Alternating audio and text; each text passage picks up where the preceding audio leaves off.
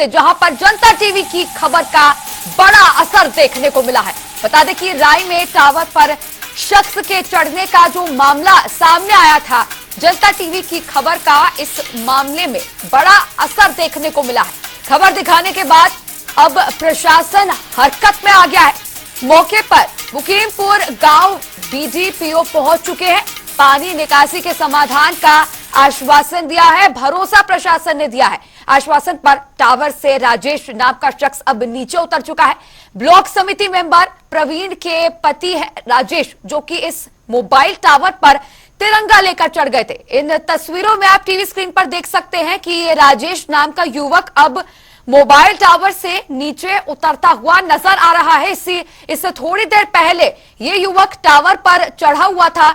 लंबे समय से तिरंगा लेकर ये युवक टावर पर चढ़ा हुआ था अपनी मांगों को लेकर, जिसके बाद अब जनता टीवी की खबर का ये बड़ा असर देखने को मिल रहा है। इस खबर को देखने के बाद जो प्रशासन की टीम है मौके पर पहुंच चुकी है। ग्रामीणों से बातचीत प्रशासन की टीम कर रही है और ग्रामीणों को आश्वासन प्रशासन द्वारा दिलाया गया है कि इस समस्या का जल्द से जल्द निस्तारण किया जाएगा, निराकरण समस्या का निकाला जाएगा और जो गंदा पानी है उसकी निकासी होगी, तालाब की साफ सफाई की जाएगी। अब इसी पर और भी ज्यादा चर्चा करने के लिए संवाददाता लाजपत फोन लाइन पर जुड़ गए हैं मेरे साथ राय से। लाजपत, बड़ा असर जनता टीवी की खबर का देखने को मिला है आपकी रिपोर्ट के बाद। जिस तरह से तस्वीरें आपने इससे पहले दिखाई थी कि युवक टावर पर चढ़ा हुआ था तिरंगा लेकर, अब इसके बाद प्रशासन एक्टिव मोड में नजर आ रहा है, आश्वासन देता नजर आ रहा है कि समस्या का निराकरण होगा। क्या पूरा अपडेट फिलहाल लेटेस्ट?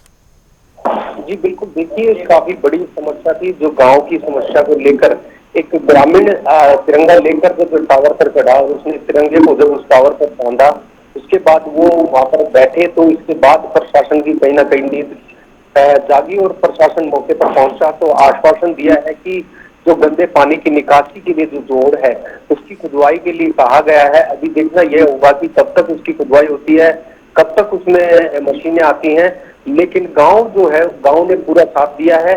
आरोप जो है वो कहीं ना कहीं शासन और प्रशासन पर जरूर लगे हैं, शासन और प्रशासन पर इसलिए कि वो जो व्यक्ति ने आरोप लगाए हैं कि मैं हर जगह घूम चुका था, इसके बाद मेरे पास कोई रास्ता बचा नहीं था।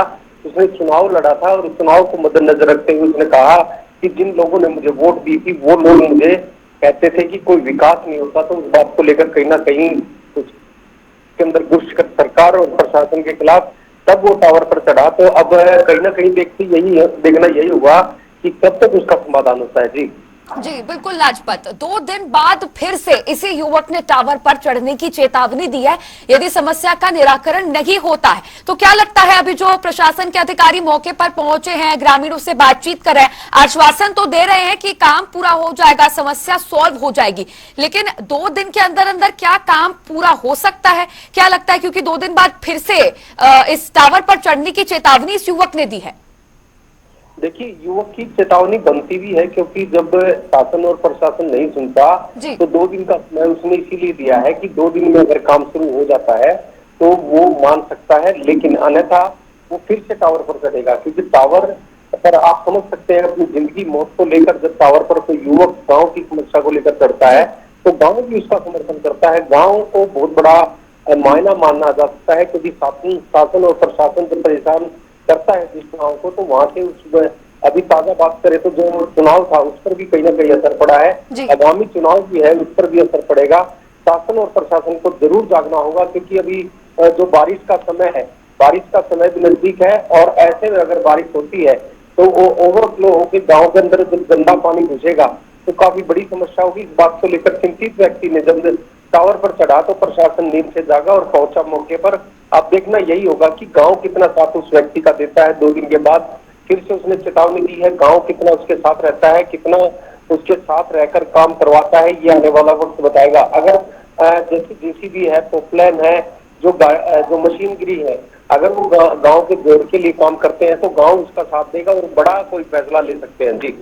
जी बिल्कुल लाजपत, तो फिलहाल देखने वाली बात ये होगी कि कितने दिनों के अंदर अंदर और किस तरह से काम किया जाता है और इस समस्या को किस तरह से इसका निस्तारण किया जाता है, निराकरण निकाला जाता है। शुक्रिया जुड़ने के लिए और तमाम चर्चा के लिए।